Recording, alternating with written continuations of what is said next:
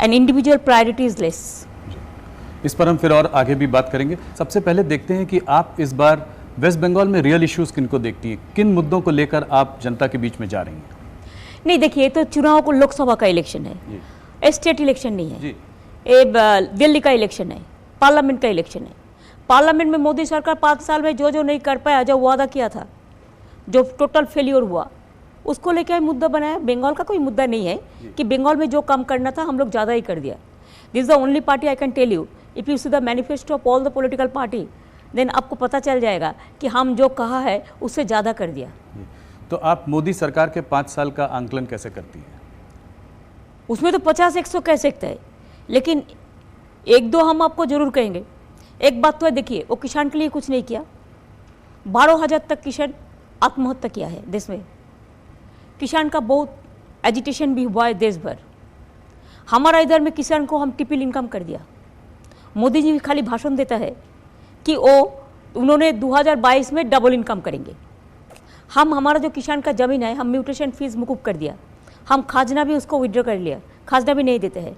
हमका किसान बंधु का स्कीम भी है, हम 5,000 करके उसको किसान चांस के लिए देते हैं। पूरा उसको जो इंश्योरेंस स्कीम है हम पूरा फ्री कर दिया। उसका बाद एक भी किसान का आदमी मर जाता है, किसान परिवार का, तो हम 2 लाख करके उसको भी इंश्योरेंस कर दिया। लेकिन मोदी जी ने किसान के लिए कुछ क्यों नहीं किया? ये एक मुद्दा, बहुत बड़ा मुद्दा है किसान का, कि हमारा देश में अभी भी ज़्यादा देश किसान का ऊपर, मजदूर का ऊपर हम निर्भर करते हैं। दूसरी बात यह है, बेरोजगारी बहुत बड़ा है, 45 ईयर्स में हाईएस्ट। मोदी जी का गवर्नमेंट कहा था मैनिफेस्टो में कि हमारा बीजेपी आएगा तो हम 5 साल में 2 करोड़ करके हम 10 करोड़ अनएम्प्लॉयमेंट को हम एम्प्लॉयमेंट देंगे। दिया तो नहीं, फिर वापस ले लिया, 2 करोड़ का एम्प्लॉयमेंट चला गया, बेरोजगार हो गया है। तीसरी बात यह है कि मोदी जी का सरकार का टाइम में जो डिमोनेटाइजेशन हुआ है, नोटबंदी का असर में देश का इकोनॉमिक सिचुएशन बहुत ख़राब हो गया है। चाहे ट्रेडर्स हो, चाहे स्मॉल स्केल इंडस्ट्री हो, चाहे मिडिल इंडस्ट्री हो, चाहे दुकानदार हो, चाहे किसान हो, चाहे मजदूर हो, सबको बहुत सहने पड़ा। अभी बहुत सारे इंडस्ट्री बंद भी हो गया है, करोड़ों लोग बेकार हो गया, बेरोजगार हो गया है। इसको करने का कोई मतलब नहीं था। उन्होंने कहा था हम डिमोनेटाइजेशन करते हैं, हम टेररिज्म का खिलाफ में एक काम पे आएंगे, लेकिन कुछ तो नहीं है। टेररिज्म तो 260% बढ़ गया देश में। ये बात भी है कि उन्होंने कहा था कि हम ब्लैक मनी फॉरेन से ले आएंगे और सबको पॉकेट में 5 लाख करके, 15 लाख करके दे देंगे। आज तक एक भी 15 लाख करके एक भी आदमी को पास जमा नहीं हुआ है। उसका टाइम में आप देखिए डीजल पेट्रोल का भाव कितना बार बढ़ा। जब इंटरनेशनल मार्केट में भी ये सस्ता था, तब भी एवरीडे उन्होंने इंक्रीज़ किया है। पब्लिक को बात सोचा नहीं है कभी।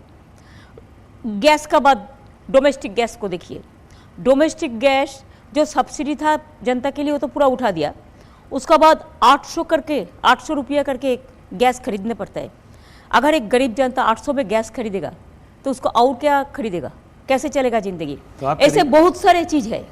आप करेंगे उज्ज्वला, जनधन, उजाला कुछ नहीं हुआ है। ये यहाँ पे इसका उजाला असर नहीं देख। अरे इधर का बात नहीं है, पूरा देश में पकड़ो। उजाला क्या करेगा? एक चुल्ली देने से हो जाएगा? उसको तो हर महीना में गैस किनने पड़ता है, वो तो फ्री में नहीं मिलता है। कहाँ से खरीदेंगे 800 रुपया का गैस? और उजाला ये सब दिखाने के लिए है, काम पे कुछ नहीं है। हम क्या चाहते हैं, गरीबों के लिए अगर कुछ करना है तो गरीबों को भविष्य के लिए वो बेनिफिट एवरीडे मिलना चाहिए।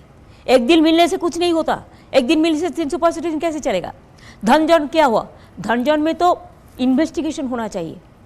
अभी भी हम सेंट्रल गवर्नमेंट का एक रिपोर्ट देखा, जिसमें देखा कि मोर देन 4 लाख इसमें जो सस्पिशियस अकाउंट है, जो इकोनॉमिक सर्वे में जो कहा गया, जो इकोनॉमिक्स में भी कर रहा है, तो धनजन में भी बहुत सारे रुपया डाल दिया। डिमोनेटरी किसका रुपया कहाँ गया किसी को पता नहीं है। जिसको डाला है वो भी डरते हैं और जिन्होंने डाला है उसको भी पता नहीं है। तो डिमोनेटाइजेशन के नाम पे जो बड़ा स्कैंडल हुआ है, वो तो मोदी जी गवर्नमेंट चला जाने के बाद, अगर इसमें इन्वेस्टिगेशन करना चाहिए, इन्वेस्टिगेशन होगा तो इसको पता चल जाएगा डिमोनेटाइजेशन करने का जरूरत क्या है। ममता जी, उत्तर प्रदेश पिछली बार भारतीय जनता पार्टी की करीब 73 सीटें आई, इस बार उनका फोकस वेस्ट बंगाल पर भी है, बहुत बड़ा केंद्र बिंदु है इस चुनाव का वेस्ट बंगाल। आप 42 सीट में से अपनी पार्टी को कितनी सीटें देती हैं? 42 में 42 देंगे। 42 में 42, आपका ये नारा है इस बार? पूरा हमारा नहीं, बंगाल का जनता का नारा है। और वो लोग बंगाल का जितना टारगेट करेंगे ना, हमारा इतना ही आसानी हो जाएगा। अगर आप वोट शेयर देखें तो उनका बढ़ रहा है, 2009 से 2014 में 10 से 17% हुआ।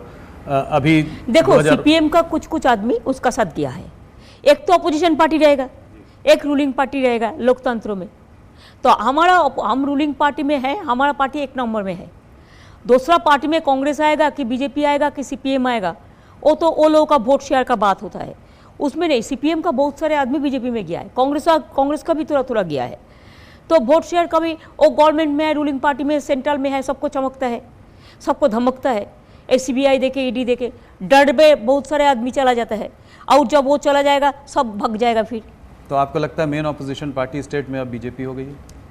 हम ऐसा कुछ नहीं मानते हैं। अपोजिशन अभी हमारा स्टेट में देखो, असेंबली में उसका खाली 3 सीट है और लोकसभा में 2 सीट है।